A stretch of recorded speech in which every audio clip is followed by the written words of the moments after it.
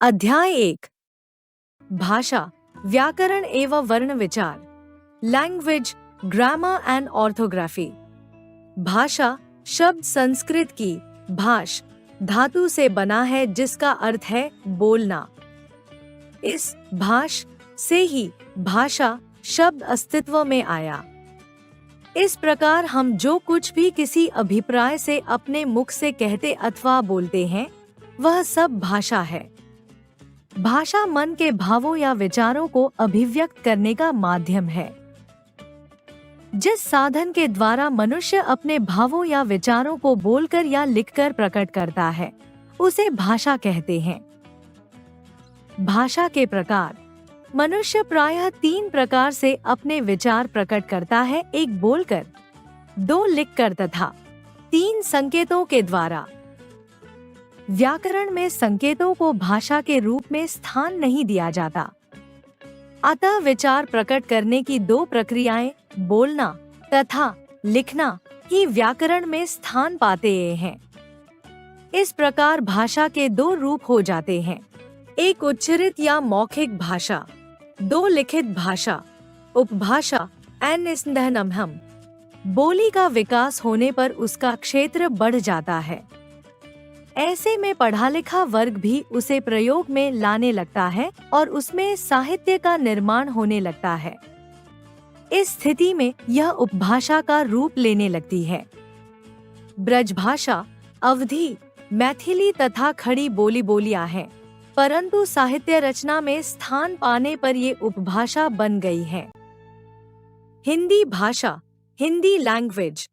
व्युत्पत्ति की दृष्टि से हिंदी शब्द की उत्पत्ति सिंधु शब्द से मानी जाती है। कुछ विदेशी लोग स का उच्चारण ह करते थे, इस कारण सिंधु शब्द का उच्चारण हिंदू हो गया। अतः हिंदुओं द्वारा प्रयुक्त भाषा हिंदी कहलाई। वास्तव में हिंदी किसी प्रदेश की भाषा नहीं है। सही अर्थों में यह एक भाषा न होकर भाषा समूह है जिसमें अनेक भाषाएं, उपभाषाएं, बोलियां तथा उपबोलियां सम्मिलित हैं। यह एक प्रिय एवं मधुर भाषा है जो अत्यंत विस्तृत क्षेत्र में बोली जाती है। हिंदी भाषा संविधान द्वारा स्वीकृत भारत की राजभाषा है। संस्कृत भाषा इसकी जननी है और इसी से अभिव्यक्ति की क्षमता इसे विरासत में मिली है। हिंदी भाषा अन्य भारतीय भाषाओं की तुलना में सरल है। इसकी लिपि वैज्ञानिक है। यह जैसी बोली जाती है वैसी ही लिखी जाती है। देश में अनेक प्रदेशों जैसे उत्तर प्रदेश, दिल्ली, हरियाणा, उत्तरांचल, मध्य प्रदेश, बिहार और राजस्थान आदि में इसे मातृभाषा के रूप जाना जाता है। भारत के दक्षिणी भाग, दक्षिणी भारत में बोली जाने वाली हिंदी भाषा दक्षिणी हिंदी कहलाती है। हिंदी की खड़ी बोली को राजभाषा का स्थान दिया गया है। हिंदी की उपभाषाएं। हिंदी की उपभाषाओं को 5 वर्गों में बांटा गया है। 1 पूर्वी हिंदी, अवधी, बघेली, छत्तीसगढ़ी, पूर्वी हिंदी वर्ग की उपभाषाएं हैं। 2 पश्चिमी हिंदी, ब्रजभाषा, खड़ी बोली, हरियाणवी, कन्नौजी और बुंदेली बोलियां इसके अंतर्गत आती हैं। 3 बिहारी हिंदी, मैथिली, भोजपुरी और मगही इस वर्ग की प्रमुख उपभाषाएं हैं। 4 राजस्थानी हिंदी, जयपुरी, मारवाड़ी, मालवी, मेवाती और बागड़ी राजस्थानी वर्ग की उपभाषाएं हैं। 5 पहाड़ी हिंदी, गढ़वाली और कुमाऊनी उपभाषाएं इस वर्ग में आती हैं। संपर्क भाषा के रूप में बोलचाल में हिंदी का प्रयोग भारत के लगभग सभी क्षेत्र में होता है। यह साहित्य के साथ साथ ज्ञान विज्ञान, वाणिज्य, शिक्षा माध्यम तथा तकनीकी कामों की भाषा के रूप में विकसित हो रही है। आज हिंदी केवल भारतीय ही नहीं अपितु अंतर्राष्ट्रीय स्वरूप भी स्थापित कर चुकी है। विश्व के अनेक देशों जैसे Fiji, Mauritius, Nepal, England, Canada, Guyana, Suriname, Trinidad आदि में हिंदी बोली जाती है। हिंदी का मानक रूप, standard form of Hindi language, भाषा विशेष का प्रयोग विस्तृत भूभाग पर होने के कारण उसमें उसकी बोलियों और उपभाषाओं के प्रयोग होने लगते हैं तथा भौगोलिक भिन्नता के कारण उसके रूप में विविधता आ जाती है। अतएव भाषा में एकरूपता तथा अनुशासन लाने की दृष्टि से उसके मानक रूप की आवश्यकता पड़ती है। इससे शब्दों की एकरूपता बनाए रखकर उनके प्रयोग भेद के भ्रम को दूर करने की व्यवस्था होती है। उदाहरण स्वरूप हिंदी में प्रचलित कई वर्ण अथवा संयुक्त व्यंजन ऐसे हैं जिनके दो दो रूप प्रचलित है, जैसे ई और अ, तफ और त, हिन और हन और ट, जाए और जाए। ऐसे में शिष्ट और सुशिक्षित व्यक्तियों द्वारा व्यवहार में लाया जाने वाला भाषा रूप ही स्वीकार किया जाता है। भाषा का यह व्यवस्थित रूप उसका मानक रूप कहलाता है। भाषा के अंग मनुष्य के विचारों की अभिव्यक्ति के लिए भाषा जिनका आश्रय लेती है वे भाषा के अंग कहलाते हैं। ये हैं ध्वनि, वर्ण, शब्द, वाक्य और लिपि। लिपि का परिचय आप पीछे प्राप्त कर चुके हैं। एक ध्वनि, साउंड। ध्वनि भाषा का मूल है। किसी भाषा में प्रयुक्त होने पर ध्वनि वर्णों तथा शब्दों का ज्ञान करवाकर भाषा का रूप ले लेती है। इस प्रकार मौखिक भाषा के अंतर्गत छोटे से छोटे रूप को ध्वनि कहा जाता है। दो वर्ण या अक्षर, लेटर, ये मुख से उच्चारित ध्वनियों के प्रतिनिधियों के रूप में ऐसे छोटे से छोटे चिन्ह होते हैं जो भावों को अभिव्यक्ति या अर्थ प्रदान करते हैं, जैसे आ, क, च, ट आदि। तीन शब्द, वर्ड, सार्थक ध्वनियों का वर्ण समूह शब्द कहलाता है, जैसे र, जमा, आ, जमा, म, जमा, आ, राम। इसी प्रकार घर, आंगन, पुस्तक, कमल आदि। चार वाक्य, सेंटेंस, वक्ता के आशय को पूरी तरह स्पष्ट करने वाला शब्द समूह वाक्य कहलाता है। वाक्य भाषा संरचना का महत्वपूर्ण अंग है। यही भाषा को पूर्णता प्रदान करता है। उदाहरण देखिए, परशुराम शिवजी के उपासक थे। भगवान के अवतार के अनेक कारण हुआ करते हैं। व्याकरण, ग्रामर, भाषा मनुष्य जीवन के लिए अनिवार्य है। शिक्षित और अशिक्षित सभी भाषा का प्रयोग करते हैं, परंतु दोनों के द्वारा किए जाने वाले शब्दों के प्रयोग तथा वाक्य विन्यास में अंतर होता है। व्यक्ति अपनी सुविधानुसार इनका प्रयोग करता है। नित्य प्रयोग के कारण उसमें सदैव स्थिरता नहीं रहती। इस हेतु भाषा को व्यवस्था प्रदान करने हेतु कुछ नियमों की स्थापना की जाती है। उन नियमों के आधार पर भाषा प्रयोग में स्थिरता बनी रहती है। भाषा की ध्वनियाँ, शब्द, पद, वाक्य रचना के नियम पृथक पृथक होते हैं। किसी भाषा के सब नियमों को एकत्र करना, उन्हें पाठकों को समझाना तथा भाषा का मानक रूप स्थापित करना व्याकरण का कार्य होता है। इस प्रकार सामान्य रूप में हम कह सकते हैं किसी भाषा की नियमावली को उसका व्याकरण कहते हैं। व्याकरण भाषा के नियम नहीं बनाता। किसी भी भाषा समाज के अधिकांश लोग या शिष्ट वर्ग भाषा के जिस रूप का प्रयोग करते हैं उसी को वैयाकरण आधार मानकर उस भाषा के व्याकरण की रचना करता है। इस प्रकार व्याकरण मूलतः समाज द्वारा सिद्ध प्रयोग का ही अनुसरण करता है। वह स्वयं अपने नियम बनाकर समाज को प्रयोग करने को नहीं कहता। व्याकरण के विभिन्न नियमों के स्थिर होने से भाषा में मानकता आती है, जो भाषा को परिनिष्ठ बनाने में सहायक होती है। व्याकरण के ज्ञान से भाषा का ठीक ठाक प्रभावशाली प्रयोग करने की सामर्थ्य उत्पन्न होती है तथा भाषा प्रयोग के विभिन्न नियमों की जानकारी प्राप्त होती है। व्याकरण के विभाग व्याकरण हमें भाषा के संबंध में जो ज्ञान कराता है उसके तीन भेद हैं, ध्वनि, शब्द और वाक्य। ध्वनि के योग से पदों और पदों के सार्थक योग से वाक्यों का निर्माण होता है। व्याकरण में इन सभी का विवेचन निम्नलिखित शीर्षकों के अंतर्गत किया जाता है: एक वर्ण विचार, दो शब्द विचार, तीन वाक्य विचार। एक वर्ण विचार, ऑर्थोग्राफी। इसके अंतर्गत अक्षरों, वर्णों के आकार, उच्चारण, वर्गीकरण तथा उनके मेल से शब्द बनाने के नियम आदि का उल्लेख किया जाता है। 2. शब्द विचार, एटिमोलॉजी। इसके अंतर्गत शब्द से संबंधित उनके भेद, उत्पत्ति, व्युत्पत्ति तथा रचना आदि का उल्लेख किया जाता है। 3. वाक्य विचार, सिंटैक। इसके अंतर्गत वाक्य से संबंधित उसके भेद, उपभेद, उनके संबंध, वाक्य विश्लेषण, संश्लेषण, वाक्यों की शुद्धता अशुद्धता, विराम चिन्हों आदि के बारे में विचार किया जाता है। वर्ण, लेटर्स। मौखिक भाषा में जिसे ध्वनि कहते हैं, लिखित भाषा में वही ध्वनि वर्ण कहलाती है।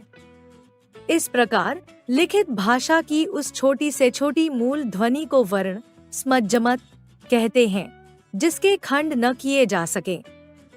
वर्ण भाषा की सबसे छोटी इकाई है। उदाहरणतया अ, क आदि वर्ण हैं, इनके और खंड नहीं किए जा सकते। अन्य उदाहरण देखिए। जल पीजिए। इस वाक्य में जल नाम, संज्ञा है और पीजिए क्रियापद है। इन दोनों पदों के संयोगों को पृथक करने पर मूल अवयव निकल आते हैं, जो वर्ण हैं। जल बराबर ज जमा आ जमा ल जमा आ। पहले पद में 4 ध्वनियां तथा पीजिए बराबर प जमा ई जमा ज जमा ई जमा ए। दूसरे पद में 5 ध्वनियां हैं। ये ध्वनियां ही वर्ण कहलाती हैं। इनके और टुकड़े नहीं हो सकते। वर्णमाला, अल्फाबेट। वर्णमाला शब्द वर्णमाला से मिलकर बना है, जिसका अर्थ है वर्णों का समूह। किसी भाषा में जितने वर्णों का प्रयोग होता है, उन सबको एक निश्चित क्रम व्यवस्था में मिलाने पर वर्णमाला बनती है। हिंदी वर्णमाला के स्वरूप निम्न प्रकार हैं। स्वर अ आ ई उ ऊ री ए ओ औ। अनुस्वार अन। विसर्ग अ अयोगवा। व्यंजन क ख ग घ घ। कवर्ग च छ ज झ न। चवर्ग ट थ ड ध न। तवर्ग ट थ द ध न। तवर्ग प फ ब भ म। पवर्ग य र ल व श श स ह। आगत ओ क ख ग ज फ। संयुक्त व्यंजन क्ष त्र ज्ञ श्र। क्ष में क जमा श, त्र में त जमा र, ज्ञ में ज जमा न तथा श्र में श ल र ध्वनियां हैं। अन्यड़ हलचेन। ध्यान रहे कि सभी व्यंजनों में अ स्वर निहित होता है, जैसे क जमा अ बराबर क। अतः किसी भी व्यंजन को स्वरहित करने के लिए उसके नीचे हलचेन लगाया जाता है। वर्ण भेद, काइंड्स ऑफ लेटर्स। भाषा की ध्वनियों का उच्चारण होठों से लेकर गले तक के विभिन्न उच्चारण अवयवों की सहायता से होता है। उच्चारण की दृष्टि से वर्णों के 2 भेद माने गए हैं। एक स्वर, 2 व्यंजन। एक स्वर वॉवल्स, वह ध्वनि जो किसी अन्य ध्वनि की सहायता के बिना स्वतः बोली जा सके, स्वर कहलाती है। इस प्रकार जिन वर्णों का उच्चारण बिना किसी दूसरे वर्ण की सहायता के हो जाता है, वे स्वर कहलाते हैं। इनके उच्चारण में मुख से निकलने वाली हवा बिना किसी रुकावट के बाहर निकलती है। हिंदी में निम्नलिखित 11 स्वर हैं: अ, आ, ई, उ, री, ए ओ, औ। स्वरों के भेद, काइंड्स ऑफ वॉवल्स। का उच्चारण की दृष्टि से स्वरों के निम्नलिखित भेद हैं: 1 सुस्वर, 2 दीर्घ स्वर, 3 प्लुत स्वर। 1 स्वस्वर, शॉर्ट वॉवल्स। जिन स्वरों के उच्चारण में बहुत कम समय अर्थात एक मात्र काल लगता है, उन्हें सुस्वर कहते हैं। इनकी संख्या 4 है। ई, उ, री। 2 दीर्घ स्वर लॉन्ग वॉवल्स, जिन स्वरों के उच्चारण में स्व से दुगना समय लगता है उन्हें दीर्घ स्वर कहते हैं। इनकी संख्या 7 है। आ, ई, उ, ए, ओ। 3 प्लुत स्वर लॉन्गर वॉवल्स, जिन स्वरों के उच्चारण में दीर्घ स्वर से भी अधिक समय लगता है उन्हें प्लुत स्वर कहते हैं। प्लुत रूप का निर्देश करने के लिए स्वर के आगे वाय का अंक लिखने की परंपरा रही है, जैसे ओम, परंतु हिंदी में इस प्रकार का प्रचलन नहीं है। ध्वनि अंग्रेजी के अनेक शब्दों का प्रयोग आजकल हिंदी में होने लगा है। कुछ शब्दों जैसे कॉलेज, डॉक्टर, हॉल आदि में अ ध्वनि पाई जाती है। यह ध्वनि आ और ओ के बीच में स्थित है। इसका प्रयोग अंग्रेजी के शब्दों के लिए ही होता है। स्वरों की मात्रें सिंबल्स ऑफ वॉवल्स, शब्दों को लिखते समय स्वर का प्रयोग 2 रूपों में किया जाता है। एक स्वर अपने मूल रूप में अब अ जमा ब, आम आ जमा म, इमली ई जमा मली और ओ जमा र, औरत ओ जमा रत आदि। यहाँ आ ई ओ अपने मूल रूप में है। 2 स्वर मात्र के रूप में राजा र जमा आ जमा ज जमा आ कील क जमा ई जमा ल, इन शब्दों में आ तथा ई स्वरों का प्रयोग मात्र के रूप में हुआ है। लिखते समय व्यंजन के साथ स्वर का जो रूप जोड़ा जाता है उसे मात्र कहते हैं। स्वर आ ई उ री ए ओ। मात्राएं आ ई उ री ए ओ। प्रयोग कल, काल, किसान, हील, कुल, सूत, कृपा, केला, सैर, शोर, कौशल, जल, जाल, जिस, जीभ, रुख, रूप, गृह, घेर, बैल, गोयल, कौन। विशेष एक अ की मात्रा नहीं होती। सभी व्यंजन को मिलाकर ही बोले जाते हैं। अरहित व्यंजन के नीचे हल्का चिन्ह लगा देते हैं।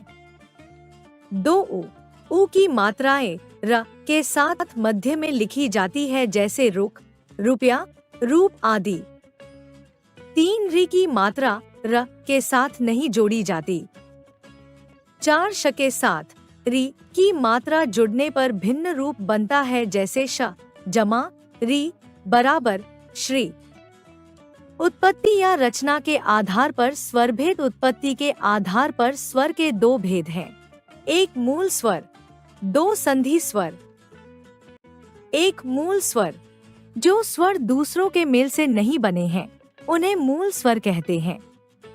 ये 4 हैं: अ, ई, उ, री। 2 संधि स्वर जो स्वर 2 या 2 से अधिक मूल स्वरों के मेल से बने हैं उन्हें संधि स्वर कहते हैं। ये है आ जमा अ, ई जमा ई, उ जमा उ, ए अ जमा ई, अ जमा ए ओ, अ जमा उ, ओ अ जमा ओ। अयोगवा आफ्टर साउंड अंग और अ। हिंदी वर्णमाला में स्वरों और व्यंजनों के अतिरिक्त 2 अन्य वर्ण भी हैं, अन तथा ह। इन दोनों का प्रयोग स्वरों के बाद होता है। ये न तो स्वरों की गणना में आते हैं और न ही व्यंजनों में स्थान पाते हैं। स्वरों के साथ प्रयोग किए जाने के कारण ये व्यंजन भी नहीं बन पाते तथा स्वतंत्र रूप से प्रयोग न किए जाने के कारण इन्हें स्वर भी नहीं कहा जा सकता। इसीलिए इन्हें अयोगवाह कहा जाता है। अनुस्वार छेंस यह अपने से पूर्व वर्ण के ऊपर बिंदु के रूप में प्रयुक्त होता है, जैसे हंस, कंठ, गंगा, अंगूर, अंग आदि। इसका उच्चारण स्वर के बाद होता है तथा ध्वनि नाक से निकलती है। अनुनासिक सेमीनेजल्स। अनुनासिक का उच्चारण सभी स्वरों के साथ होता है। इसका चिन्ह है। इसका उच्चारण अनुस्वार की अपेक्षा हल्का होता है। इसका उच्चारण करते समय हवा नाक और मुंह दोनों से निकलती है, जैसे हंस, आंख आदि। विसर्ग सॉफ्ट एस्पिरेट। विसर्ग का उच्चारण हा की भांति होता है। यह भी अनुस्वार की भांति स्वरों के बाद प्रयुक्त होता है। आजकल हिंदी की प्रकृति से विसर्गों का कोई संबंध नहीं रहा। इनका प्रयोग केवल संस्कृत के मूल शब्दों के साथ होता है, जैसे प्रातः, नमः आदि। दो व्यंजन कॉन्सोनेंट्स। जिन वर्णों का उच्चारण करते समय मुख से निकलने वाली वायु रुकावट के साथ बाहर निकलती है और उनके स्पष्ट उच्चारण में स्वरों की सहायता लेनी पड़ती है, उन्हें व्यंजन कहते हैं।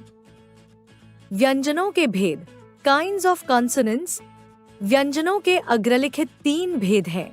1 स्पर्श व्यंजन, 2 अंतःस्थ व्यंजन, 3 ऊष्म व्यंजन। 1 स्पर्श व्यंजन टच कॉन्सोनेंट्स। स्पर्श का शाब्दिक अर्थ है छूना। जिन वर्णों के उच्चारण में जिह्वा मुख के विभिन्न भागों का स्पर्श करती है, वे स्पर्श व्यंजन कहलाते हैं। ये क से म तक हैं। इनकी संख्या 25 है। 2 अंतःस्थ व्यंजन इंटरनल कॉन्सोनेंट्स। इन व्यंजनों का उच्चारण करते समय जिह्वा मुख के किसी भी भाग को पूरी तरह नहीं छूती तथा इनके उच्चारण में श्वास का अवरोध बहुत कम होता है। इनकी संख्या 4 है, य, र, ल, व। 3 ऊष्म व्यंजन एस्पिरेटेड कॉन्सोनेंट्स। इन व्यंजनों के उच्चारण में हवा मुख के विशेष भागों को स्पर्श करने के कारण गर्म हो जाती है, इसलिए इन्हें ऊष्म व्यंजन कहा जाता है। इनकी संख्या 4 है, श, श, स, ह। संयुक्त व्यंजन जॉइंट कॉन्सोनेंट्स।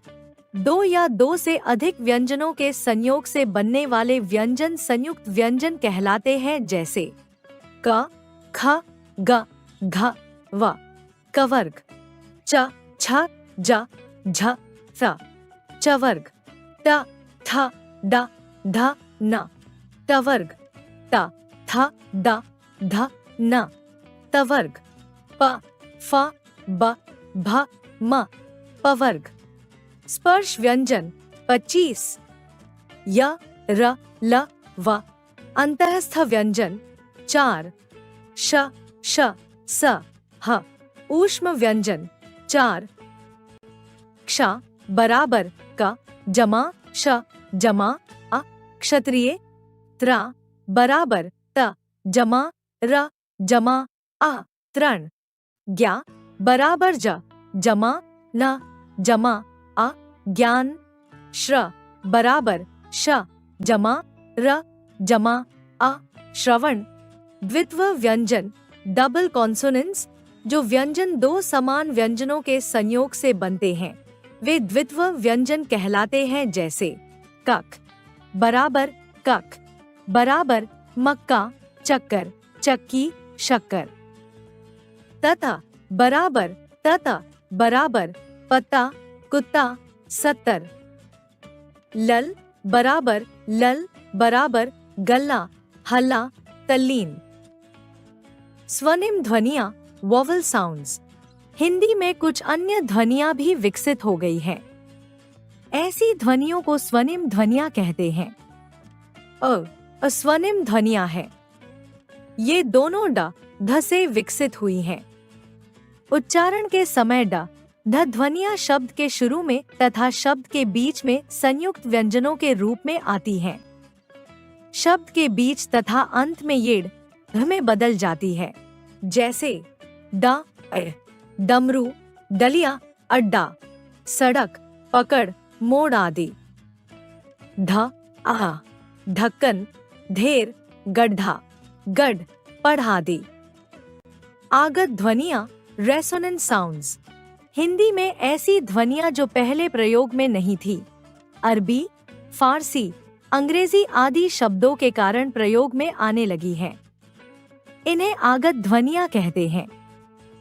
वफ, गा, ज आदि आगत व्यंजनों के रूप में हिंदी में प्रस्तुत किए जाते हैं, जैसे ताक, फन, बाग आदि आगत ध्वनियों के उदाहरण हैं। इसी प्रकार अंग्रेजी की ध्वनि भी आगत ध्वनि है।